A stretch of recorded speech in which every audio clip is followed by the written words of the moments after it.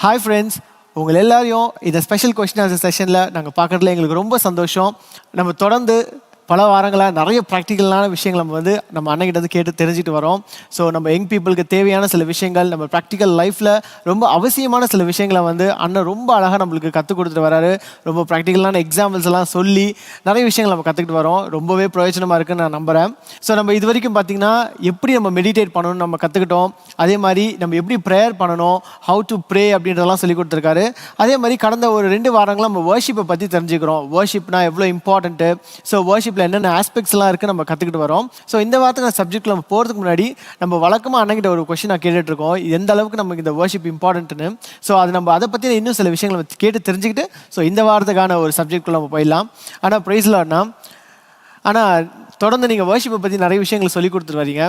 So இந்த வாரத்துக்கான subject நம்ம போகிறதுக்கு முன்னாடி இந்த வர்ஷிப் எந்த அளவுக்கு நம்மளுக்கு இம்பார்ட்டன்ட், ஒரு யங் பீப்புளாக இருக்கட்டும் யாராக இருக்கட்டும், வர்ஷிப் நம்மளுக்கு எந்த அளவுக்கு இம்பார்ட்டன்ட்னா ரொம்ப அவசியமா, ஸோ அதோட இம்பார்ட்டன்ஸ் எங்களுக்கு இன்னும் நீங்கள் சொன்னீங்கன்னா நல்லாயிருக்கும்ண்ணா. ஓகே, நம்ம கடந்த வாரங்களில் நான் உங்களோட பேசும்போது that we are created for worship அப்படின்னு சொன்ன ஆண்டவர் நம்ம உருவாக்குனதே அவரை ஆராதிப்பதற்காக தான் அப்படின்னு சொல்லி நம்ம கவனித்தோம். அப்புறமா we have a calling on our life for worship, நாம் ஆராதிக்கும்படி நாம் அழைக்கப்பட்டிருக்கிறோம் அப்படின்னு சொல்லி நாம் கவனித்தோம். எல்லாத்துக்கும் மேலே நான் நினைக்கிறேன் வர்ஷிப் ஏன் ரொம்ப முக்கியம் ஒரு கிறிஸ்டியனுடைய லைஃப்லன்னு கேட்டிங்கன்னா, பிகாஸ் காட் டிசையர்ஸ் வர்ஷிப். ஆண்டவர் ஆராதனை ரொம்ப பிரியப்படுறாரு அப்படின்றது நம்ம வேதத்தில் வாசிக்க முடியும். இஸ்ரவேலின் துதிகளுக்குள்ளே அவர் வாசம் பண்ணுகிறார் அப்படின்னு சொல்லி வாசிக்கிறோம். எப்பொழுதெல்லாம் நம்ம பரலோகத்தின் காட்சியை நம்ம வேதத்தில் எழுதப்பட்டதை பார்க்குறோமோ அப்பொழுதெல்லாம் ஜனங்க அங்கே என்ன பார்த்தாங்க அப்படின்னு கேட்டால் an atmosphere of worship. ஏசாயா பார்த்த அந்த பரலோக காட்சியிலேயும் தேவனை ஆராதிக்கிற காட்சியை நம்ம பார்க்குறோம்.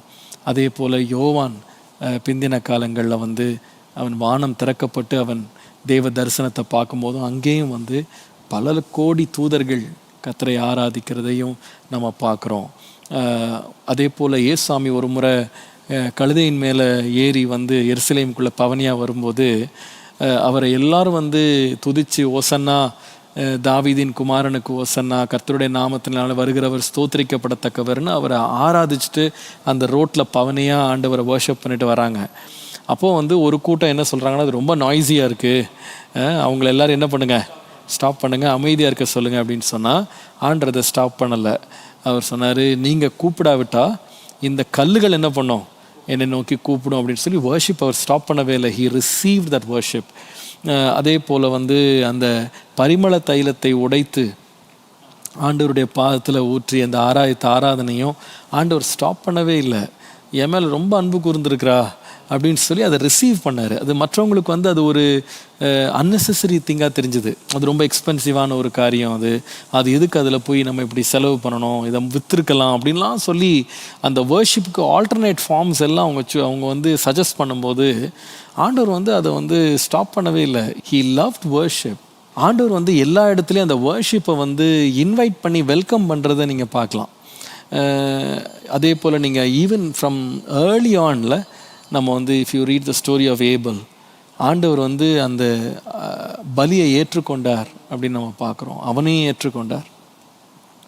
நீங்கள் நோவாவுடைய ஸ்டோரிக்கு வரும்போது பூமியில் இருக்க எல்லா ஜீவன்களும் அழிஞ்சு நோவா கர்த்தருக்கு முன்பாக சுத்தமான மிருகங்களை எடுத்துகிட்டு அவன் பலியிடும்போது சுகந்த வாசனையை கர்த்தர் முகர்ந்தார் அப்படின்னு பார்க்குறோம். அப்போது God was always pleased whenever people worshipped him.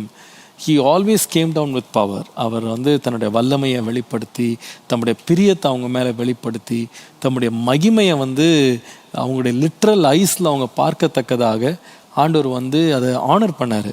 இப்போ சாலமோனுடைய ஆலய பிரேஷை கூட பார்த்திங்கன்னா பல்லாயிரக்கணக்கான மிருக ஜீவன்கள் ஆண்டவருக்காக பலியிடப்படுகிறது. அப்போது கடைசியில் அந்த டெம்பிள் டெடிகேஷனை பார்த்திங்கன்னா தேவனுடைய ஆலயம் கர்த்தருடைய மகிமையினால் என்ன பண்ணுது, நிறைந்ததுன்னு பார்க்குறோம். அப்போ ஆண்டவர் இறங்கி அந்த வர்ஷிப்பை ரிசீவ் பண்ணார், அக்னாலேஜ் பண்ணார். So God really loves worship. That is why we need to give importance to worship. இல்லை, அவருக்கு பிரியமானதை நாம் செய்யும்போது உண்மையாகவே நம்முடைய காரியங்களையும் கர்த்தர் என்ன பண்ணுவார், அவர் செய்வார், அதில் தலையிடுவார்ன்றதுல சந்தேகமே இல்லை. அவர் அதை விரும்புறதுனால நாம் அதை விரும்பணும். இல்ல, that is why worship is very important. சூப்பர்ண்ணா. ஸோ வர்ஷிப்போட இம்பார்ட்டன்ஸ் என்னன்னு நமக்கு தெரிஞ்சிருக்கும்னு நினைக்கிறேன். கடந்த சில வாரங்களாக வந்து நீங்கள் வர்ஷிப்போட ஒவ்வொரு லெட்டர் நீங்கள் எக்ஸ்பிளைன் பண்ணிட்டு வரீங்க. ஸோ WO அப்படின்ட்டு லாஸ்ட் 2 வீக்ஸ் சொல்லி கொடுத்துருக்கீங்க. ஸோ நம்ம என்ன கற்றுக்கிட்டோன்றதை வந்து ஒரு சின்ன ரீகேப்பாக நம்ம பார்த்துட்டு வந்துடலாம். வர்ஷிப்பில் ஃபர்ஸ்ட் லெட்டர் வந்து W அப்படின்ற லெட்டருக்கு நான் எடுத்துட்ட வேர்டு வந்து என்னன்னு சொன்னால் வேர்ட்ஸ். ஸோ வர்ஷிப்பில் வந்து words are a very important aspect in worship. ஏன்னா words actually give us expression. நம்ம வந்து மனுஷன் வந்து தன்னை எக்ஸ்பிரஸ் பண்ணுறதுக்கு one of the most powerful areas வந்து என்னன்னு கேட்டால் அவனோட வேர்பல் எக்ஸ்பிரஷன். ஏன்னா எந்த மிருகத்துக்கோ எந்த ஒரு லிவிங் பீயிங்க்கோ இல்லாத ஒரு திறமை வந்து கடவுள் மனுஷனுக்கு தான் கொடுத்தாரு. என்னன்னு சொன்னால் பேச்சு திறமை. No creature in this world can ever communicate its ideas using words. They only make noises or sounds. நம்ம மட்டும்தான் இன்டெலிஜென்ட் வேர்ட்ஸை யூஸ் பண்ணி ஒரே எக்ஸ்பிரஷன் ஒரே இமோஷனை வந்து பலவிதமான வேர்ட்ஸ் மூலமாக நம்முடைய ஹார்ட்டில் உள்ள தாட்ஸ் இமோஷன்ஸை எக்ஸ்பிரஸ் பண்ணக்கூடிய ஒரு பவர் வந்து இட்ஸ் இன் வேர்ட்ஸ். அது வந்து வர்ஷிப்பில் ரொம்ப ரொம்ப முக்கியம் இல்லை. The second aspect of worship அப்படின்றதுக்கு நான் எடுத்துக்கிட்டது என்னன்னு சொன்னால் the aspect of order in worship. For order. அப்போஸ்தலனாகிய பவுல் இதை ரொம்ப அழகாக சொல்லுவார். Let everything be done in discipline and in order. எல்லாமே ஒழுங்கும் கிரமமாய் நேர்த்தியாக செய்யப்பட கடவுது அப்படின்னு சொல்லுவார். ஸோ வர்ஷிப்பில் வந்து ஆர்டர் அப்படின்றது ரொம்ப ரொம்ப முக்கியம் நான் நினைக்கிறேன். லாஸ்ட் 2 வீக்ஸ் வந்து ரொம்ப அழகாக வந்து W for words, O for ஆர்டர்னு அண்ணா அழகாக சொல்லி கொடுத்துருக்காரு. ஸோ இன்றைக்கி நம்ம R, அந்த லெட்டர் Rஐ பற்றி நம்ம கற்றுக்க போகிறோம். ஸோ அண்ணா சொல்லுங்கண்ணா, R ஸ்டாண்ட்ஸ் ஃபார் வாட்ண்ணா? ஓகே, என்னுடைய லிஸ்ட்டில் வந்து R அப்படின்ற வார்த்தையை வந்து the word that have taken is the word reverence. Reverence அப்படின்ற வார்த்தை. வர்ஷிப்பில் வந்து ரெவரன்ஸ் இருக்கணும் அப்படின்னு சொல்லி நம்ம பார்க்கலாம். ஓகேண்ணா, ரெவரன்ஸ் மீன்ஸ் அது பயம் அந்த மாதிரி தானே சொல்ல வரீங்க? ரெவரன்ஸ் அப்படின்ற வார்த்தை வந்து it's much more a deeper word. Okay, அது தமிழில் வந்து ஓரளவுக்கு அதுக்கு நெருக்கமான வார்த்தைன்றது பயபக்தி சொல்லலாம். பயபக்தி அதாவது it is a mix of fear and respect. அதான் reverence, a mix of fear and respect. இதை வந்து சில பரிசுத்தவான்கள் வந்து they call it holy fear அப்படின்னு சொல்கிறாங்க. தெய்வீகமான ஒரு பயம் அப்படின்னு சொல்கிறாங்க. So that is very important in worship. சரிங்கண்ணா, இப்போ பயம்னு சொல்லும்போது பைபிள் அந்த மாதிரி ஸ்பெசிஃபிக்காக மென்ஷன் பண்ணுறாங்கண்ணா? ஆண்டவர் வந்து வர்ஷிப்பில் வந்து பயம் இருக்கணும் அப்படின்ட்டு ஏதாவது மென்ஷன் பண்ணியிருக்கானா? கண்டிப்பாக. பழைய ஏற்பாட்டில் நம்ம அநேக வசனங்களை வாசிக்கலாம். ஓகே, பயத்துடனே கர்த்தரை சேவித்து நடுக்கத்துடனே கர்த்தருடைய சன்னிதானத்துக்கு வாங்க 100ஆம் சங்கீதத்தில் வாசிக்கிறோம். அதே போல் நீங்கள் 2ஆம் சங்கீதம் 11ஆம் வசனத்தில் வாசிக்கும் போது கூட அதே போல் இந்த ரெவரன்ஸ் இன் வர்ஷிப் அதில் ரொம்ப எம்ஃபசைஸ் பண்ணப்பட்டிருக்கிறத நம்ம பார்க்குறோம். இன்ஃபேக்ட் முதல் ஆசரிப்பு கூடாரம் அவங்க செய்யும்போது கூட ஜனங்கள் வந்து ஒரு தெய்வீக பயத்தோடு தான் கர்த்தரை ஆராய்ச்சாங்க, கர்த்தரை சேவித்தாங்க அப்படின்றது நம்ம எவிடெண்ட்டாக பைபிளில் நம்ம பார்க்குறோம். அந்த தெய்வீக பயம் அப்படின்றது பைபிளில் இல்லாத ஒரு காரியம் கிடையாது. நிச்சயமாய் தேவனுக்கு முன்பாக நாம் ஒரு நடுக்கத்தோட ஒரு பயத்தோட ஒரு தேவனை கனப்படுத்துகிற ஒரு நான் சொன்னது போல ரெஸ்பெக்ட் அண்ட் ஆனர் அதை இணைஞ்ச ஒரு காரியம் வந்து வர்ஷிப் அப்படின்னு நான் நினைக்கிறேன். வர்ஷிப்பில் அது ரொம்ப முக்கியமான ஒரு பகுதி நான் நினைக்கிறேன். சரி, ஆனால் இப்போ நீங்கள் இப்படி சொல்லும்போது பயபக்தியோட ஆண்டவரை சேவிக்கணும், ஆண்டவரை வர்ஷிப் பண்ணணும்னு சொல்கிறீங்க. ஸோ இப்போ எனக்கு ஒரு வசனம் எனக்கு ஞாபகம் இருக்குது. ஆக்சுவலாக என்ன Luke 1:71 பார்த்தீங்கன்னா அதில் வந்து பயம் இல்லாமல் சேவிக்கலாம் அப்படின்ற மாதிரி அந்த வசனம் கோட் ஆகுது. ஸோ அது ரொம்ப அப்படியே கான்ட்ரரியாக இருக்குண்ணா. அது லைக் அது கொஞ்சம் என்ன எக்ஸ்பிளைன் பண்ண முடியுமாண்ணா?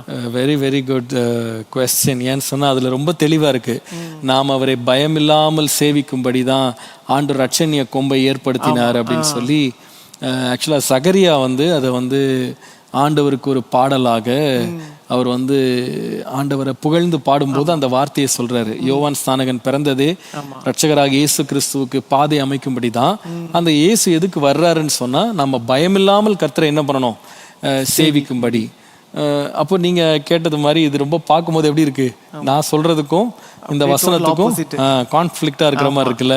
சரி, இந்த வசனம் என்னன்னு சொல்லி நம்ம ஃபுல்லா வாசித்தோம்னா அது என்னன்னு நம்ம கண்டுபிடிச்சிடலாம். சரிங்களா? ஸோ அந்த வசனத்தை நம்ம வாசிக்கலாமா? அந்த லூக்கா 1ஆம் அதிகாரத்துல நான் வாசிக்கிறேன் உங்களுக்கு.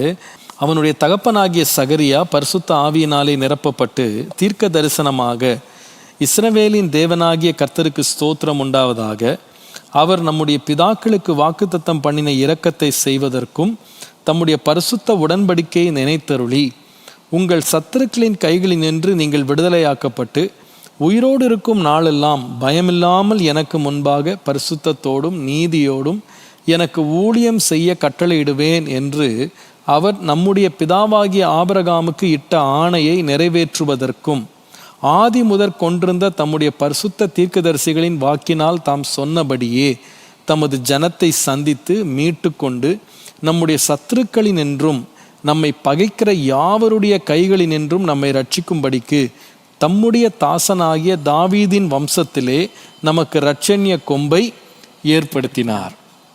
அப்போ நீங்கள் சொன்னது அங்கே இருக்கு, அந்த வசனத்தில் இருக்குல்ல.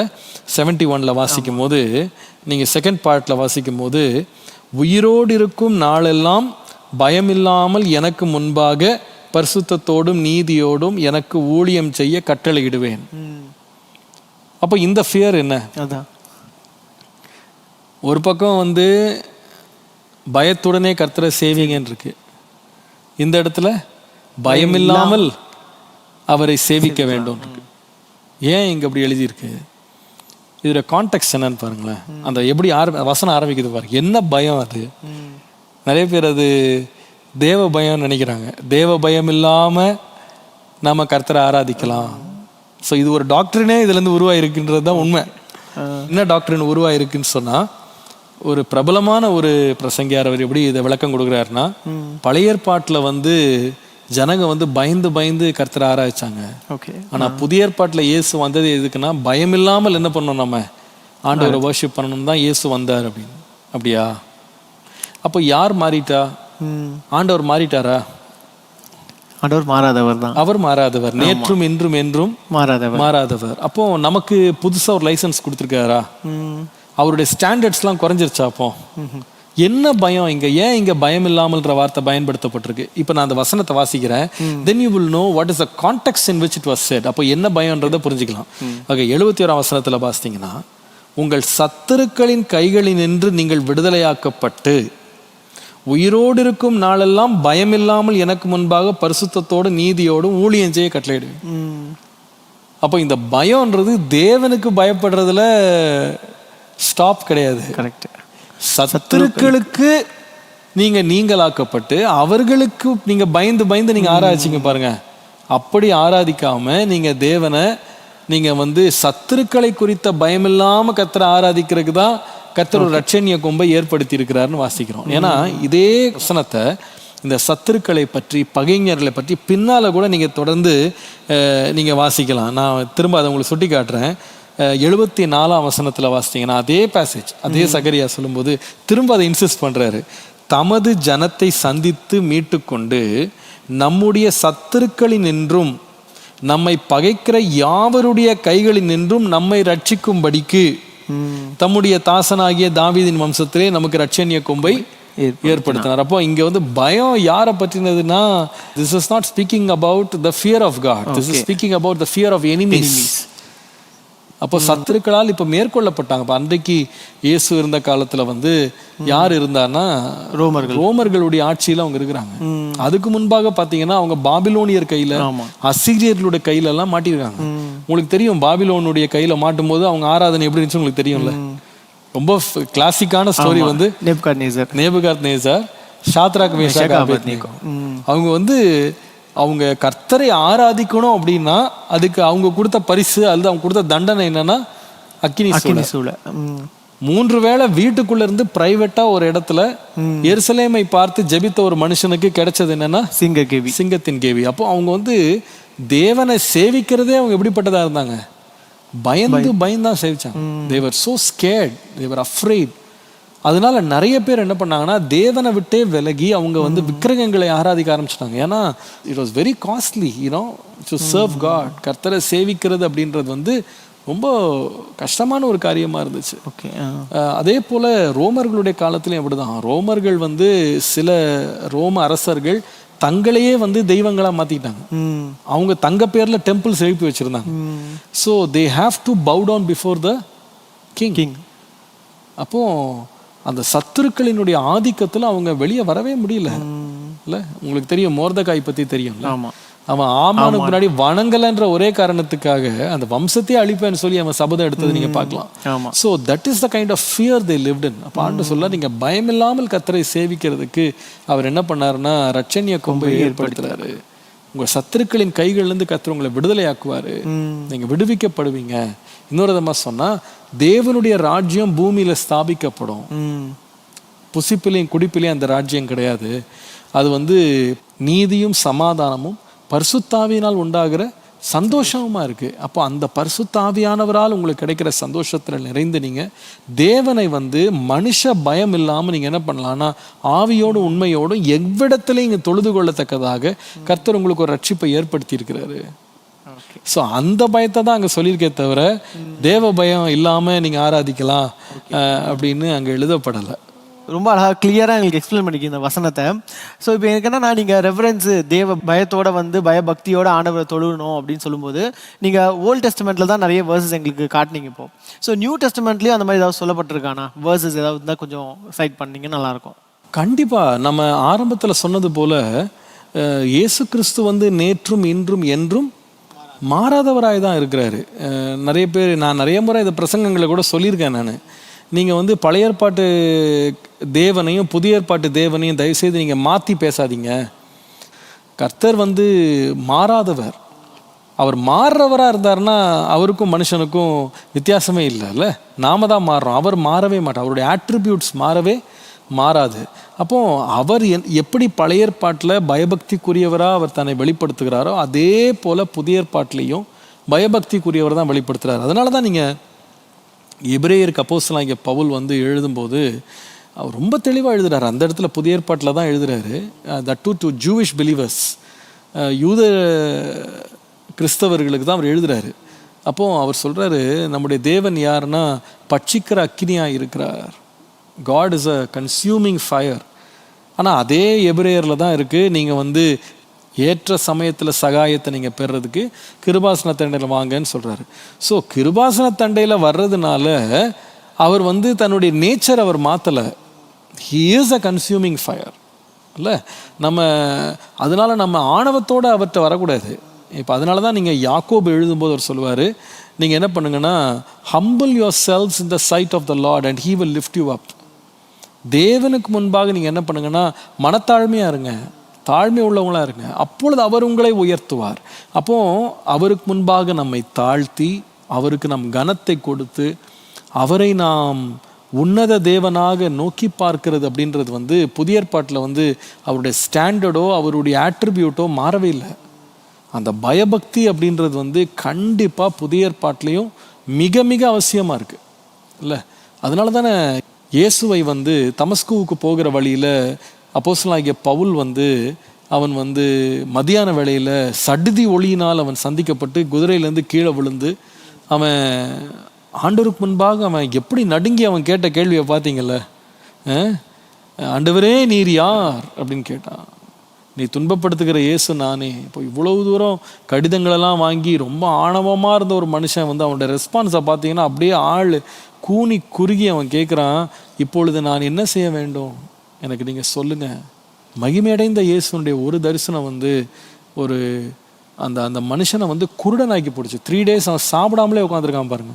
அப்போ எந்த அளவுக்கு உனக்கு பயமும் நடக்கவும் பிடிச்சிருந்தா 3 நாள் சாப்பிடாம இருப்பான். ஆனால் அவன் இதுக்கு முன்னால் உள்ள அவனுடைய லைஃப்பை நீங்கள் பார்த்தீங்கன்னா அவன் வந்து ஸ்திரீகளையும் புருஷரையும் அடிக்கிறவனாகவும் இல்லை, சிறைச்சாலில் அவன் அடைக்கிறவனாக உத்தரவெல்லாம் வாங்கிட்டு வந்து சிலரை கொன்று போட்டதாக கூட அவனை பற்றி நம்ம வாசிக்கிறோம்.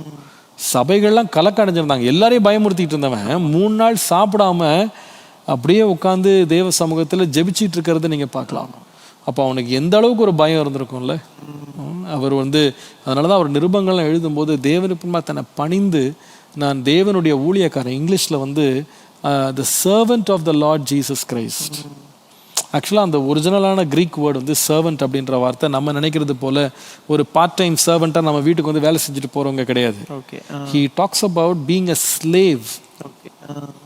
நான் இயேசுவுக்கு ஒரு அடிமை, கொத்தடிமையாக நான் என்னை கொடுத்துருக்கேன்னு சொன்னார். அப்படி வந்து கர்த்தருக்கு முன்பாக தன்னை பணிஞ்சுக்கிட்டார் அவர். He bow down before God. இல்லை, அந்த ஒரு ரெவரன்ஸ், ஹோலி ரெவரன்ஸ். அதனால தான் யோவான் வந்து அந்த வெளிப்படுத்தலில் வாசிக்கும் போது அவன் இயேசுவை மகிமையடைந்தவராக அவன் பார்த்தபோது செத்தவனை போல நான் விழுந்தேன்னு சொல்கிறார். ஸோ அந்த ரெவரன்ஸ் அப்படின்றது வந்து சில பேர் நினைக்கிறது போல it is not cancelled in the new testament. Okay, it's not cancelled in the new testament. சரி, நான் இப்போ என்னன்னா எங்களுக்கு என்ன டவுட்னா, இப்போ நம்மளுக்கு வந்து ஆண்டவர் வந்து அப்பா பிதா என்று கூப்பிடுதக்கிற புத்திர சுகாரத்தின் ஆவியை நான் உங்களுக்கு கொடுத்துருக்கேன் அப்படின்னு சொல்லியிருக்காங்க. ஸோ அப்படின்போது நம்ம இப்போ அப்பான ஆண்டவரை வந்து நம்ம அட்ரஸ் பண்ணுறோம். அப்படி இருக்கும்போது இந்த பயம் எப்படி அங்கே பொருந்தும், எந்த அளவுக்கு கொண்டு வரலாம் அதை? கரெக்ட், நல்ல கொஸ்டின் அது. அதாவது இதை எப்படி நம்ம புரிஞ்சுக்கலாம் அப்படின்னு சொன்னால், இப்போது நம்முடைய ஏர்த்லி ஃபாதரை பாருங்களேன். இப்போ நம்ம ஏர்த்லி ஃபாதர் வந்து வெரி லவ்விங் ஃபாதர்ஸ் ஆண்டவர் கிருபையாக சில பேர் கொடுத்துருக்கிறாரு. சிலர் ரொம்ப அப்யூசிவ் ஃபாதர்ஸ் இருப்பாங்க. அவங்களுக்கு வந்து அந்த அன்பை வெளிப்படுத்தவே மாட்டாங்க. அதனால் பிள்ளைங்க அவங்க முன்னாடி எப்பவுமே நடுங்கிட்டே தான் இருப்பாங்க. அவங்க ப்ரெசன்ஸ்க்கே வரமாட்டாங்க. அவங்கள வந்து அவாய்ட் பண்ணுவாங்க. ஒரு மாதிரி ஒரு கைண்ட் ஆஃப் ஸ்கேரி ஃபியர், பயமுறுத்துகிற ஒரு பயம் அவங்களுக்கு இருக்கும். அப்பானாலே அடிக்கிறவர், அப்பானாலே அப்யூஸ் பண்ணுறவர் அப்படின்ற ஒரு பின்னாடியில் வர்ற நிறைய பிள்ளைங்க இருக்கிறாங்க. அதே நேரத்தில் அடுத்த சைடில் பார்த்தீங்கன்னா ரொம்ப லவ்விங் ஃபாதர்ஸும் இருக்காங்க. இல்லை, பிள்ளைங்கிட்ட ரொம்ப ஃப்ரெண்ட்லியாக இருந்து ரொம்ப ப்ளேஃபுல்லாக இருந்து அவங்களோட டைம் ஸ்பெண்ட் பண்ணி அந்த மாதிரி பேரண்ட்ஸும் இருக்கிறாங்க. பட் நீங்கள் யோசித்து பார்த்தீங்கன்னா, என்னதான் அப்பா வந்து ப்ளேஃபுல்லாக இருந்து, என்னதான் அப்பா வந்து ரொம்ப லவ்விங்காக கைண்டாக இருந்தால் கூட ஒரு பிள்ளைக்கு வந்து அந்த அப்பா மேலே வந்து there is fear with respect. See, it is not fear of trembling. அதாவது ஒரு நெகட்டிவான ஃபியர் கிடையாது அது. That's what I'm saying. அதனால தான் பாருங்கள், என்னதான் அன்பான அப்பா இருந்தாலும் ஒரு பிள்ளை வந்து அப்பா சொல்லிட்டு போயிருப்பாரு, நீ வந்து கேம் விளையாடாத, ஹோம் ஒர்க்கை முடி அப்படின்னு சொல்லிட்டு போயிருப்பாரு. ஆனால் அப்பா தோல்லே ஏறி ஆடுற பிள்ளை கூட, அப்பாவை ரொம்ப நேசிக்கிற பிள்ளை கூட அப்பாவை பார்த்த உடனே என்ன பண்ணும், பட்டுன்னு அந்த கேமை க்ளோஸ் பண்ணிட்டு ஓடி போய் என்ன பண்ணும், படிக்க உட்காரும். அப்போ it is not that you have lost love. See, you have that love, you have that respect, at the same time you have a sense of fear. அந்த அப்பா வந்து அன்பாக தான் இருக்கிறாரு, அப்பா வந்து நம்மகிட்ட ரொம்ப கைண்டாக தான் இருக்கிறாரு, அப்பா நல்லா விளையாடுறாரு நம்மோட. பட் அதே அப்பாட்ட என்ன அதிகாரமும் இருக்குன்னா, என்னை பனிஷ் பண்ணுற அதிகாரமும் இருக்கு. அதனால சில்ட்ரன் நோ தேர் லிமிட்ஸ். இல்லை, I can say that very well with my family. என் பையன் வந்து என் மேலே ரொம்ப அன்பாக இருப்பான், ரொம்ப பாசமாக இருப்பான். டேடின்னா அவன் ரொம்ப பாசமாக இருப்பான், என்னை மிஸ் பண்ணவே கூடாதுன்னு நினைப்பான், லேட்டானா கூட வெயிட் பண்ணிகிட்டு இருப்பான். பட் அதே நேரத்தில் டேடி அப்படின்னா ஒரு பயம் அவனுக்கு இருக்கும். ஏன்னா அந்த அந்த நேச்சுரல் அத்தாரிட்டி நமக்கு இருக்குல்ல, அதே தான் ஆண்டவர். அவர் வந்து அப்பா பிதாவே என்று கூப்பிட பண்ணுகிற புத்திர சுவிகாரத்தை கொடுத்துருக்கிறார். உண்மைதான், நம்ம வந்து அவருடைய குடும்பத்தில் சொந்தமாக மாற்றிட்டார், நம்மளுடைய பிள்ளைகளாக மாற்றிட்டாரு. இல்லை, நம்முடைய பாவங்கள் எல்லாம் கழுவிட்டாரு. உண்மை, ஆண்டவர் வந்து நம்ம மேலே ரொம்ப இரக்கமாக இருக்கிறாரு. அவருடைய கிருபையின் சிங்காசனம் வந்து திறந்திருக்கு, அதில் எந்த சந்தேகமே கிடையாது. அவர் வந்து நம்முடைய பாரங்களை எல்லாம் அவர் சுமந்து கொள்கிறாரு, நம்முடைய தேவைகளெல்லாம் அவர் சந்திக்கிறார். பொல்லாதவர்களாகி நீங்கள் உங்கள் பிள்ளைகளுக்கு நல்ல ஈவுகளை கொடுக்க அறிந்திருக்கும் போது உங்கள் பரமபிதா நீங்கள் வேண்டிக் கொள்ளுகிறதை கொடாமல் இருப்பாரா? கண்டிப்பாக கொடுக்குறாரு. அவர் வந்து நம்மளை ரொம்ப விசேஷமானவர்களாக பார்க்குறாரு. இதெல்லாம் ஒரு பக்கம் இருக்கட்டும், ஆனால் பை நேச்சர் அவர் யாருன்னு சொன்னால், அவர் ரொம்ப அன்பான அப்பாவாக மாறினதுனால அவர் கன்சியூமிங் ஃபயர் அப்படின்ற ஒரு போர்ஷனை வந்து சுவிட்ச் ஆஃப் பண்ணல. Okay, he is still the consuming fire, he is still the judge of all the earth, he is still the mighty God, still the Lord of hosts. So அதுதான் நான் சொல்கிறேன், it is called holy fear. Okay, நீங்கள் மனுஷனை பார்த்து நடுங்கி ஒளியிற ஒரு பயம் கிடையாது, இது ஒரு ஹோலி ஃபியர், ஒரு ரெவரன்ஷியல் ஃபியர். அது வந்து வர்ஷிப்பில் இருக்க வேண்டியது ரொம்ப ரொம்ப அவசியம். கண்டிப்பாக அது இருக்கணும். ஓகேண்ணா, இது ஓகே. இப்போ எங்களுக்கு என்னன்னா, இப்போ கரண்ட் ட்ரெண்டு கொண்டு வந்துட்டோம்னு வச்சுக்கோங்களேன். இப்போ கரண்ட் ட்ரெண்டில் பார்த்தீங்கன்னா வர்ஷிப்பே வந்து ரொம்ப கேஷுவலாக இருக்குது, ரொம்ப கூலாக இருக்குது. ஆக்சுவலாக கூலாக வர்ஷிப் பண்ணுறது அந்த மாதிரி தான் இருக்குது. ஆமாம் ஆமாம். இப்போ வந்து சில இடங்களில் வந்து ஒரு காஃபி ஷாப் வந்து வர்ஷிப் சென்டர்ன்ட்டாங்க. So worship God with a cup of coffee அப்படின்னு சொல்லிட்டு. So people will be eating biscuits, having coffee and then the worship is going on. இல்லை, அந்த பப் கல்ச்சர் மாதிரி கரெக்ட், அந்த மாதிரிலாம் வந்துருச்சு இன்னைக்கு. ரொம்ப என்னென்னலாம் சொல்கிறாங்க, புதுசாக ட்ரெண்ட்ஸ் எல்லாம் ரொம்ப உருவாயிட்டு வருது. இல்லை, ரொம்ப கல்ச்சர்ஸ் எல்லாம் மாறிட்டு இப்போ வர்ஷிப் கல்ச்சரே வேற மாதிரி கூலா கேஷுவலா போயிட்டு இருக்கு. வெஸ்டர்னைஸ்டா ஒரு பக்கம் இருக்கு, இன்னொரு பக்கம் people are exploring new methods. இல்ல, கரெக்ட், இதெல்லாம் ஓகே அப்படின்னு சொல்லி யோசிக்கிற அளவுக்கு ஆகி போச்சுல்ல. ஆமா, இந்த கரண்ட் கல்ச்சர்ல கரண்ட் ட்ரெண்ட்ல. ஸோ அந்த ரெஃபரன்ஸ் நம்ம எப்படி கொண்டு வரதுன்னா, ஸோ நம்ம ஏற்கனவே நம்ம பேசியிருக்கேன் நம்ம ப்ரீவியஸ் வீக்ஸில், வர்ஷிப் வந்து ஒரு private experience as well as a public experience. அப்போ ரெண்டுக்குமே வந்து இந்த ரெஃபரன்ஸை வந்து நம்ம மெயின்டைன் பண்ண வேண்டியது ரொம்ப அவசியம். ஸோ நம்ம ஃபர்ஸ்ட் பப்ளிக்லேருந்து ஆரம்பிக்கலாம், because that is where it is becoming popular, that is where people make a video of it. Correct, இல்லை, அதுதான் இன்னைக்கு ரொம்ப மாஸ் மீடியாவில் அல்லது சோஷியல் மீடியாவில் ரொம்ப ட்ரெண்ட் ஆகி அதை வந்து வெளியே காமிக்கிறதெல்லாம் நம்ம பார்க்குறோம். அப்போ வந்து இந்த பப்ளிக் ஸ்பியரில் வந்து இந்த ரெஃபரன்ஸை வந்து நம்ம எப்படி கொண்டு வர்றது? I believe as a worship leader நாம் பர்சனலாக ஆண்டவரை பற்றி ஒரு ரெஃபரன்ஸ் நமக்கு இருக்கணுன்றது ரொம்ப ரொம்ப அவசியம். இல்லை, உங்களுக்கு தெரியும் புதிய ஏற்பாட்டில் ஏரோதுன்னு ஒரு ராஜா இருந்தான். அவன் வந்து ஏரோதே பெரியவர் அப்படின்னு சொல்லி அவனை எல்லாரும் புகழ்ந்த உடனே வேதம் சொல்லுது அப்படியே அங்கேயே புழுபுழுத்து செத்தான்னு சொல்லி நியூ டெஸ்ட்மெண்ட்ல அந்த ஸ்டோரியை நம்ம வாசிக்கிறோம். ஸோ ஆஸ் அ வர்ஷிப் லீடர் நம்ம நிற்கும் போது இந்த கான்ஷியஸ்னஸ் நம்ம கண்டிப்பாக இருக்கணும். நான் யாரை ஆராதிக்கிறேன், யாருக்கு முன்னால் நான் ஆராதிக்கிறேன், யாருக்கு நேராக ஜனங்களை வந்து ஆராதனைக்கு நடத்துகிறேன் அப்படின்ற ஒரு கான்ஷியஸ்னஸ் வந்து அந்த காட் கான்ஷியஸ்னஸ், அந்த ஹெவன்லி ரெஃபரன்ஸ் நமக்கு வந்து முதலாவது ஒரு வர்ஷிப் லீடருக்கு இருக்கணும். Like shepherd like sheep. ஒரு வர்ஷிப் லீடர் வந்து வர்ஷிப் எக்ஸ்பீரியன்ஸை வந்து ரொம்ப கேஷுவலாக பிளேஃபுல்லாக ஆண்டவருக்கு ஒரு ஆனர் கொடுக்காம டேக் இட் ஃபார் கிராண்டட் அப்படின்ற மாதிரி அவங்க நடத்தும் போது அதை ஃபாலோ பண்ணுற க்ரௌடு என்ன பண்ணிடுவாங்கன்னா அதே பிகம் வெரி கேஷுவல். இல்லை, நம்ம சொல்கிறபடி புலி வந்து 10 அடி பாஞ்சா குட்டி 16 அடி பாயுன்னுவாங்க. So you show some slackness, அதை க்ரௌடு வந்து என்ன பண்ணுவாங்கன்னா தே டேக் அட்வான்டேஜ். இதை நான் நிறைய இடங்களில் பார்த்துருக்கேன். So people just go overboard sometime, they don't stay under that boundary of reference. அது நீங்கள் இட்ஸ் மிஸ்ஸிங் சம்டைம், இட்ஸ் ரொம்ப சேட் அது.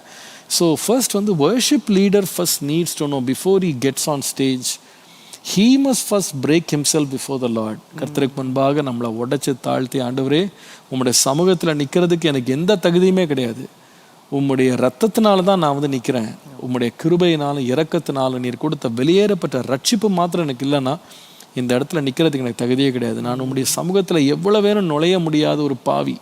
ஆனால் என்ன நீங்கள் வந்து உம்முடைய சமூகத்தில் உம்முடைய நாமத்தை என் வாயினால் சொல்கிறதுக்கு நீங்கள் என்னெல்லாம் நீங்கள் தகுதிப்படுத்தியிருக்கீங்க. அந்த உணர்வு வந்து முதலாவது ஒரு வர்ஷிப் லீடருக்குள்ள இருக்கணும். நான் தேவனை ஆராதிக்கிறேன், வானத்தையும் பூமியும் படைத்து சர்வ வல்லமை உள்ளவர், உலக இரட்சகர், உலகத்தின் பாவத்தை சுமந்து தீர்த்த தேவாட்டுக்குட்டி, உலகத்தை நியாயம் செய்கிறவர், சர்வ வல்லமை உள்ளவர், அவருக்கு முன்பாக நான் ஆராதிக்கிறேன் என்ற ஒரு உணர்வு முதலாவது வர்ஷிப் லீடருக்கு இருக்கணும். அவருக்கு இருக்குமானா அவங்க ஒவ்வொரு ஆக்டிவிட்டி ஒவ்வொரு வார்த்தையும் அவங்க ஸ்டேஜில்னு சொல்லும் போது ஒரு ஹோலி ரெவரன்ஸ் அவங்க வந்து டிஸ்பிளே பண்ணுவாங்க. இல்லை, இது பல விதங்களில் நம்ம சொல்லலாம். The way we behave on stage, the way we express our feelings, the way we express our words. நான் லாஸ்ட் வீக் சொன்னது போல் the way we dress, the way we appear before people. அதில் வந்து எந்த ஒரு காம்ப்ரமைஸ் இருக்கக்கூடாது. நம்ம ரொம்ப கேஷுவல், நம்ம ரொம்ப விளையாட்டாக வரோம், ஸ்போர்ட்ஸ் அரீனாக்கு வர்ற மாதிரி நம்ம வரக்கூடாது. சில தடவை அது ரொம்ப வேதனையான காரியம். இப்போ ஒரு ஸ்போர்ட்ஸ் அரீனால வந்து ஒரு பிளேயர் வந்து இறங்கும் போது ஹீ இஸ் த ஹீரோ. இல்லை, everybody buys tickets to see him or her. அதனால அவங்க உள்ள வரும்போது என்ன பண்ணுவாங்க, எல்லாருக்கும் கையசிச்சுட்டு எல்லாரையும், ஆனால் க்ரௌட் வந்து அவங்களுக்காக தான் வருது. So they are the idol, they are the celebrity, they are the centre of அட்டென்ஷனில் கேமராஸ் அவங்களே தான் இருக்கும். So they call the shots. அந்த பிளேயர் அன்னைக்கு விளையாடலன்னா அந்த ஸ்டேடியம் வந்து எம்டியாக இருக்கும். உதாரணமாக ஃபுட்பாலெல்லாம் ஸ்டார் பிளேயர்ஸ் இருக்காங்கல்ல, ரொனால்டோ அந்த மாதிரி. கிரிக்கெட்லேயும் அந்த மாதிரி. நான் I'm not a very good follower of any sports what's. So எல்லாத்துலேயும் ஒரு they have some professional pro players இருப்பாங்க, அவங்களுக்காகவே க்ரௌடு ஃபாலோ பண்ணி வரும். ஸோ நேச்சுரலாக அவங்க என்ன பண்ணுவாங்கன்னா க்ரௌடை வந்து ப்ளீஸ் பண்ணுறதுக்கும், க்ரௌடோடைய அட்டென்ஷனை கேதர் பண்ணுறதுக்கும், க்ரௌடை வந்து சாட்டிஸ்ஃபை பண்ணுறதுக்கும், அவங்க வந்து க்ரௌடோட கனெக்ட் பண்ணுறதுக்கும் ரொம்ப டைமும் எஃபர்ட்டும் எடுப்பாங்கல்ல. ஆமாம். ஆனால் worship leader is not the hero. Correct.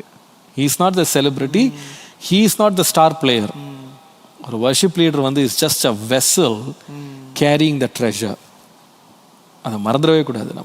நான் என்னதான் அழகாக பாடினாலும், என்னதான் கோர்வையாக பாடல்களை பாடி, என்னதான் நான் வந்து அழகாக க்ரௌடை மேனேஜ் பண்ணி நான் கொண்டு போனாலும், I am just a vessel, just pointing the crowd to the star, to the hero, to the maker of heaven and earth. நான் வந்து என்ன பண்ணுறேன்னா, நான் ஜனங்களுடைய நோக்கத்தை, அவங்களுடைய பார்வையை, கவனத்தை தேவனுக்கு நேராய் திருப்புகிற ஒரு கருவி, அவ்வளோதான்.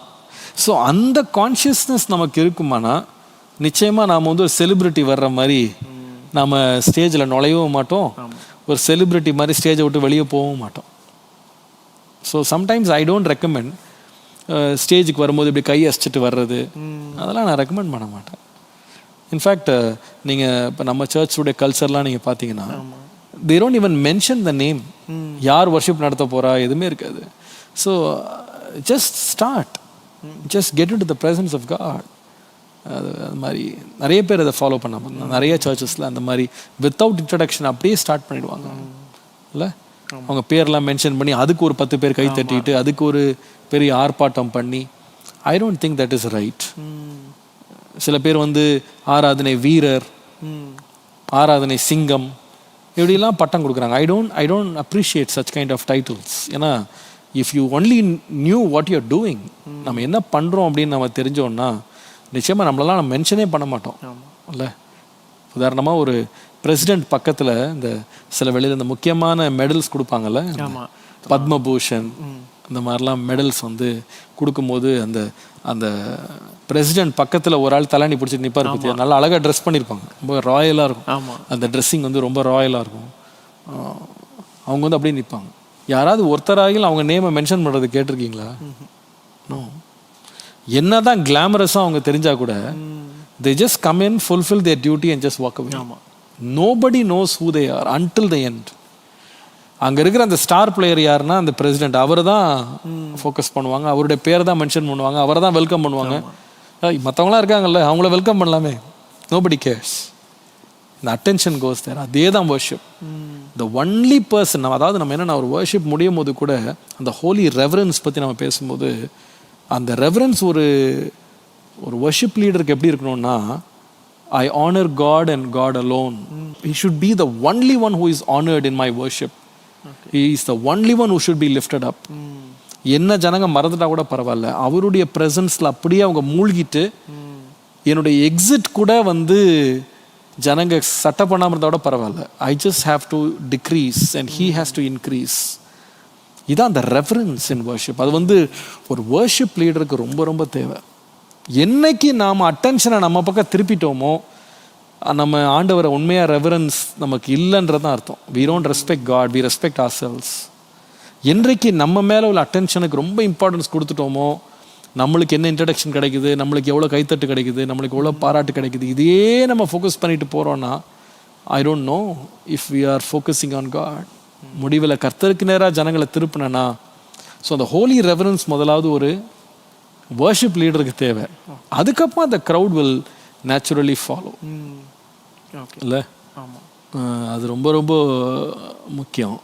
சம்டைம்ஸ் அந்த ஓல்ட் டைமர்ஸ்லாம் பார்த்தீங்கன்னா, they were very cautious not to do this. நீங்கள் சில பேர் அது எக்ஸ்ட்ரீம்னு கூட நினைக்கலாம், but their intent was right. அதான் நான் நினைக்கிறேன்.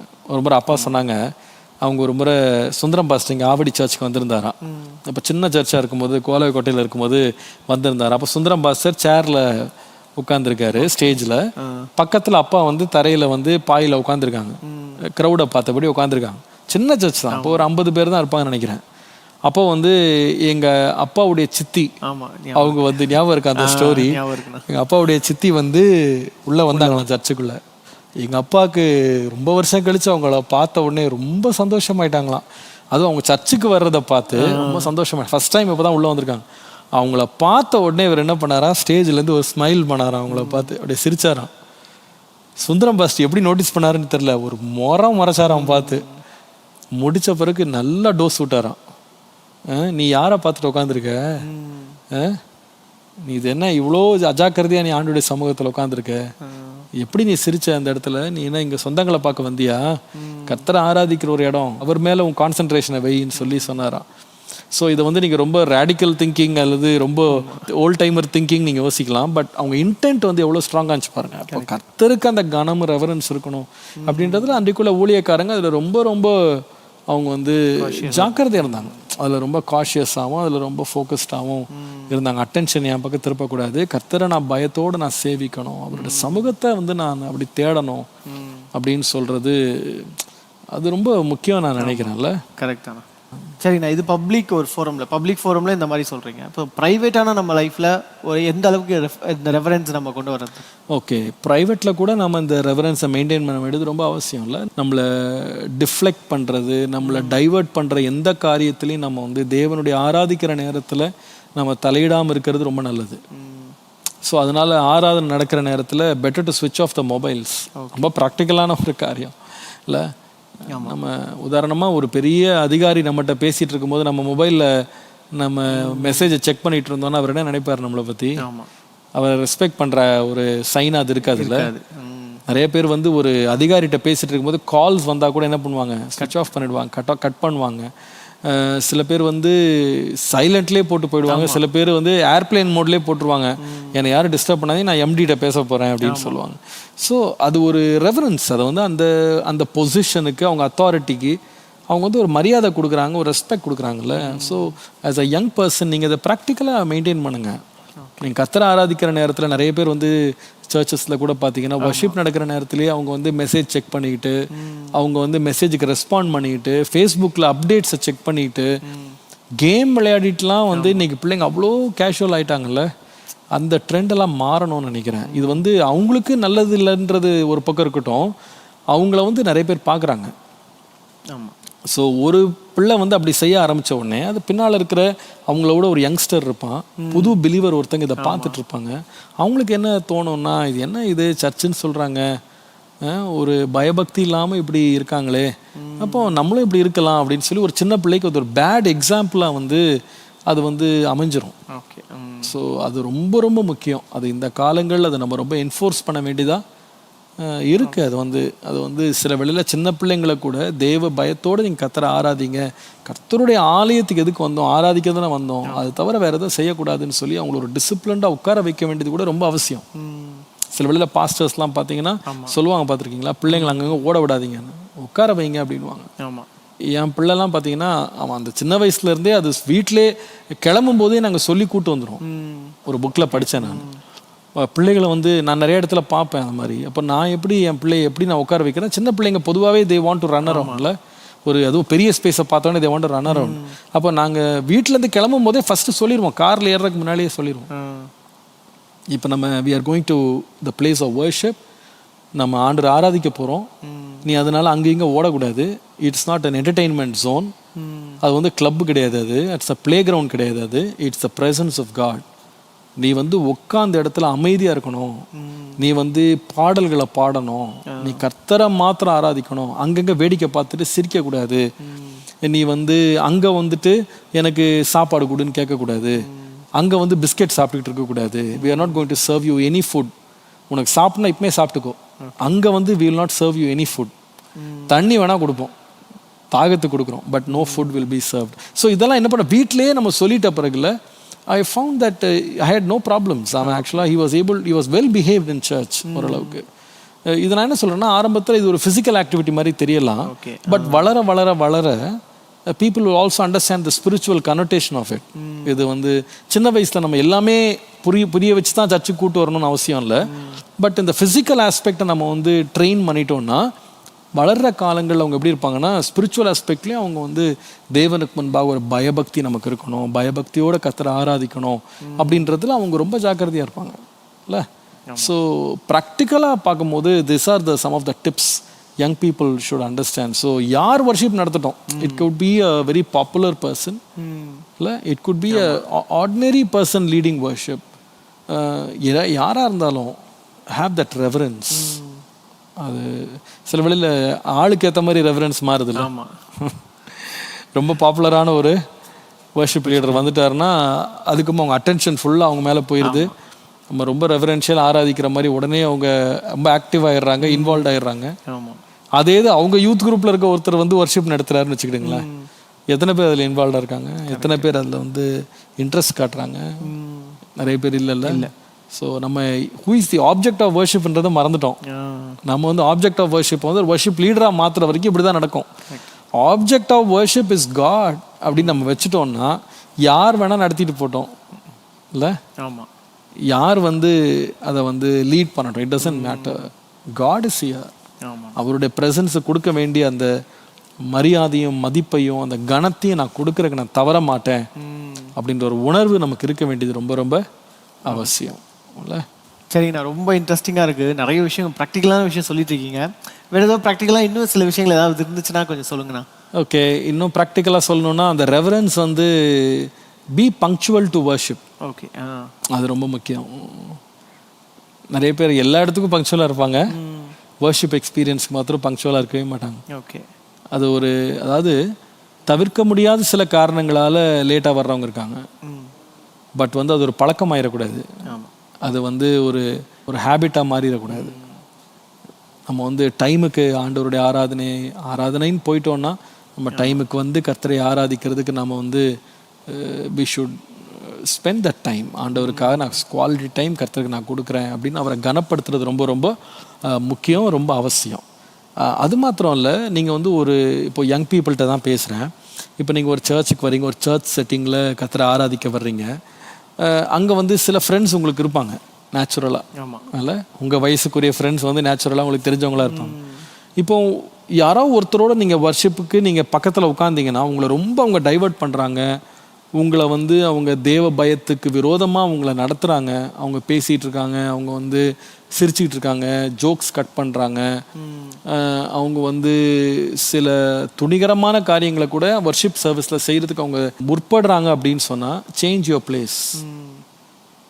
Don't sit with that. அந்த ஒரு கம்பெனியை போய் நீ தேட. துன்மார்க்கருடைய ஆலோசனையில் நடவாமலும் பாவியினுடைய வழியில் நில்லாமலும் பரியாசக்காரன் உட்கார்ற இடத்துல உட்காராமலும் போடுறது.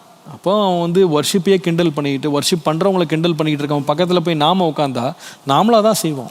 அப்போ நாம் வந்து அந்த பரிகாச கூட்டத்தோடு போய் உட்காந்தோன்னா நாமளும் பரிகாசம் தான் பண்ணுவோம். ஸோ நீங்கள் சர்ச்சில் கூட உங்களுக்குன்னு ஒரு இடத்த பாருங்கள். கர்த்தரை நான் பயபக்தியோடு ஆராதிக்கிறதுக்கு இந்த இடம் எனக்கு சரியாக இருக்குமா? சில வேளையில் பாருங்களேன், இந்த இப்போ நம்ம சர்ச்லாம் இப்போ நான் புது பில்டிங் வரப்போகுது. ஏன்னா we are all in overflowing crowds. 3 சர்வீசஸும் வந்து இடம் இல்லாமல் இருக்குது, எல்லாமே ஓவர்ஃப்ளோயிங் க்ரௌட்ஸில் இருக்குது. அப்போ என்ன ஆகிடுதுன்னா, இப்போ நமக்கு because of the lack of place சில பேர் உள்ளே உட்கார்றாங்க, சில பேர் வெளியில் உட்கார்றாங்க, சைட்ஸில் உட்கார்றாங்க. அப்போ என்னென்னா அவங்க வந்து வர்ஷிப் லீடரையும் ஸ்டேஜையும் அவங்க வந்து டிவியில் பார்த்துடுறாங்க, ஆனால் வர்ஷிப் லீடர் வந்து அவங்கள பார்க்க முடியாது. ஸோ அவங்க வந்து வர்ஷிப் லீடருடைய கண்களுக்கு அவங்க மறைஞ்சிருக்காங்க. சில வேளையில் என்ன ஆகிடுதுன்னா, இந்த மாதிரி ஒரு சுச்சுவேஷன், ஒரு இடம் என்ன பண்ணிடுதுன்னா, ஒரு கேஷுவல் அட்மாஸ்பியரை வந்து உருவாக்குற மாதிரி ஒரு ஃபீலிங் சில பேருக்கு இருக்குது. நான் எல்லாருக்கும் நான் சொல்லலை, சில பேர் எங்கே உட்காந்தாலும் சரி, வெளியில் உட்காந்தா கூட அவ்வளோ பயபக்தியாக தேவனை வந்து அந்த ஹோல் டைம் அவங்க ஆராதிக்கிற ஒரு பழக்கம் அவங்களுக்குள்ள டெவலப் பண்ணியிருக்காங்க. ஆனால் சில பேருக்கு அது ஒரு வீக்னஸ் இருக்கும். சர்ச்சுக்குள்ளே பாஸ்ட்டுக்கு முன்னாடி உட்காந்தேன்னா நான் என்னால் கான்சன்ட்ரேட் பண்ண முடியுது, என்னால் வந்து அதுக்கு நான் வந்து இம்பார்ட்டன்ஸ் கொடுக்க முடியுது அப்படின்னு யோசிக்கிறாங்க. ஆனால் வெளியே போயிட்டா கொஞ்சம் கேஷுவல் ஆகிடுறேன், நான் கொஞ்சம் டிஸ்ட்ராக்ஷன்ஸ் வந்து வேடிக்கை பார்க்க ஆரம்பிக்கிறேன், நான் வந்து கொஞ்சம் இன்டிசிப்ளின்ட் ஆகிறேன் அப்படின்னா don't sit outside. Okay, கொஞ்சம் ஏர்லியாக வந்து நான் வந்து சர்ச்சுக்குள்ளே இருந்து என் கான்சன்ட்ரேஷனை வந்து நான் வந்து ட்ரெயின் பண்ணுறேன். So these are some things you can try doing. It's very important. இன்னொரு முக்கியமான காரியம் நான் சொல்லுவேன், இப்போது ஆராதனையிலையும் கூட நீங்கள் வந்து ஒரு 5 to 10 minutes முன்னாடியே வந்துடுங்க, அது ரொம்ப நல்லது. ஆராதனை ஆரம்பிக்கிறதுக்கு முன்னால் ஒரு 5 to 10 minutes வந்து have a time of prayer, have a time of silence, shut down all the voices. இல்லை, எல்லா வாய்ஸஸையும் ஷட் டவுன் பண்ணிவிட்டு அமைதியாக தேவ சமூகத்தில் கொஞ்சம் நேரம் உட்காருங்க. just pull all your concentration together and just feel the presence of God. Become conscious of the presence of God. நான் இந்த எக்ஸசைஸ் நிறைய முறை நான் பண்ணியிருக்கேன். It's very useful to me. Sometime நான் வந்து வீட்டிலேருந்து வர்ஷிப் கிளம்புறதுக்கு முன்னாடியே கூட நான் ஒரு 5 minutes முன்னாடி கூட நான் என்ன பண்ணுவேன்னா காரில் போய் உட்காந்துருவேன். டோட்டலாக சைலன்ஸ். அப்படியே நான் அந்த ஸ்டேரிங் பாரில் கை வச்சு ஐ ஜஸ்ட் ப்ரே. அந்த ஒரு 5 minutes I'm able to pull the whole concentration together and my thoughts together. நான் யாருக்கு முன்னாடி போக போகிறேன் அண்ட் இட் ஆக்சுவலி என்னுடைய எல்லா வேற்றுமையான சிந்தனைகளையும், என்னுடைய ஸ்ட்ரெஸ் அண்ட் டென்ஷன்ஸு, என்னுடைய டிஸ்ட்ராக்ஷன்ஸ் எல்லாத்தையும் ஒருமுகப்படுத்தி அது ப்ரிப்பேர் பண்ணி வர்றதுக்கு அது ரொம்ப யூஸ்ஃபுல்லாக இருக்குது. சம்டைம் இங்கே வந்தது பிறகு கூட ஐ ஜஸ்ட் சிட் குவைட்லி. அந்த நேரம் அமைதியாக உட்காந்து தேவ சமூகத்தில் just soak into the presence of God. So these are some of the practical tips, to develop a sense of reverence in the presence of God. சரிங்கண்ணா, இப்போது நீங்கள் சொல்கிறது வந்து அழகாக சொல்லிட்டே வந்தீங்க இவ்வளோலாம் இதெல்லாம் பண்ணணுன்னு. என்னன்னா இப்போ ஒரே ஒரு விஷயம் என்னென்னா, இப்போ நம்ம ஆண்டவர் சமூகத்தில் மகிழணுன்றோம். ஸோ அந்த மாதிரி ரிஜாய்ஸ் பண்ணலாம் ஆண்டவரோட சமூகத்தில். கண்டிப்பாக. அதாவது reverence is not opposite to rejoicing. Okay, கண்டிப்பாக கிடையாது. Don't confuse both. நான் சொன்னது போல் ஒரு அப்பா மடியிலே ஒரு பிள்ளை ஏறி விளையாடும். ஆமாம். ஆனால் அப்பா மேலே ஒரு பயபக்தி இருக்கும். தேவ சமூகத்தில் நாம் வந்து மகிழ்ச்சியோடு தேவனுக்கு ஆராதனை செய்து ஆனந்த சத்தத்தோடு அவர் சமூகத்துக்கு வரணும். அதே வசனங்களில் தான் நம்ம வாசிக்கிறோம், நடுக்கத்துடனே கர்த்தரை சேவிங்க, பயத்துடனே கர்த்தரில் நீங்கள் களி கூறுங்க. அப்போ it's a mix of both. It's not opposite. Okay, நம்ம ரிஜாய்ஸ் பண்ணாலும், நம்ம வந்து ரெவரன்ஷியலாக இருந்தாலும், the condition of the heart is very important. Okay அண்ணா. இல்லை, அதில் வந்து நம்ம தேவ பயத்தை வந்து நாம் இழந்துடக்கூடாது. இல்லை, இப்போ வந்து நான் சொன்னது போல் ஒரு பெரிய எம்டிக்கு முன்னாடி you can smile, you can laugh, you can have a lighter moment, but still you don't lose the respect. Correct. நித்திய மகிழ்ச்சி அவர் தலையின் மேல் இருக்கும், சஞ்சலமும் தவிப்பும் ஓடிப்போங்க. அதான் தேவ சமூகம். அதுக்காக வந்து நான் வந்து ஒரு அன்ரூலி கிட் மாதிரி நான் ஓடிட்டு இருக்கிறது இல்லை. I should know that I'm still before the presence of God. Okay. அந்த மகிழ்ச்சியிலேயும் ஒரு ரெவரன்ஸ், அதில் ஒரு பயபக்தி. ட்ரை பண்ணி பாருங்க உங்கள் லைஃப்பில் அந்த வர்ஷிப்பில் அப்படி ஒரு ரெவரன்ஸ் அப்படின்ற ஒரு ஆஸ்பெக்ட் இருக்குது அப்படின்றத நீங்கள் டைப் பண்ணி நீங்கள் வர்ஷிப் பண்ணி பாருங்களேன். You will feel a difference. ஏன்னா ஆண்டவர் சொல்கிறார், என்ன கனம் பண்ணுறவனை நான் கனம் பண்ணுவேன். அது வந்து ஒரு எக்ஸ்பீரியன்ஸ். நீங்கள் வர்ஷிப்க்கு வந்து நீங்கள் ரொம்ப கேஷுவலாக சும்மா ஒரு கான்சர்ட்டுக்கு வந்து உட்கார்ற மாதிரி, ஒரு கேமில் வந்து உட்கார்ற மாதிரி, ஸ்டேடியமில் உட்கார்ற மாதிரி வேடிக்கை பார்க்குறதுக்கு வர்றது அப்படியே வர்றாங்க சில பேர். அவங்க எப்படி வெளியே போகிறாங்கன்னு பாருங்கள். அந்த ரெவரன்ஸோட அவரை கனப்படுத்தி, தேவனை கனப்படுத்தி வந்து ஆராய்ச்சிட்டு வெளியே போகிறவங்கள லைஃப்பையும் நீங்கள் பாருங்கள். ரெண்டுமே வித்தியாசம் இல்லை. அதில் தேவ மகிமையும் தேவ பிரசன்னமும் தேவனுடைய கனமும் அதில் வந்து ரொம்ப வித்தியாசமாக இருக்கும். ஸோ எல்லோரும் கவனிச்சிங்களா, அண்ணன் வந்து ரொம்ப அழகாக சொல்லுவாங்க எப்படி பைபிள் ஓல்ட் டெஸ்டமெண்ட்டில் ஸ்டார்ட் பண்ணி நியூ டெஸ்டமெண்ட்டில் வந்து ஸோ கரண்ட் ட்ரெண்டில் எப்படி இருக்குது, ப்ராக்டிக்கலான விஷயம் என்ன இருக்குது, ஸோ எல்லாத்தையும் அழகாக சூப்பராக நம்மளுக்கு கிளியராக எடுத்து சொல்லியிருக்காரு. ஸோ அண்ணன் சொன்னது போல் நீங்களும் ட்ரை பண்ணி பாருங்கள். இந்த ரெவரன்ஸ்ன்ற ஒரு ஆஸ்பெக்டை வந்து நம்ம வர்ஷிப்பில் வச்சு ஆண்டவர் நம்ம ஆராதிக்கும் போது நிஜமாகவே நம்மளுடைய வாழ்க்கையும் ரொம்ப கனத்துக்குரியதாக இருக்கும். ஸோ தொடர்ந்து நம்ம அடுத்த வாரமும் இதை கவனிக்கலாம். So until then it is we signing off in this session. So மீண்டும் சந்திக்கிறோம். Thank you and praise the Lord. Praise the Lord. God.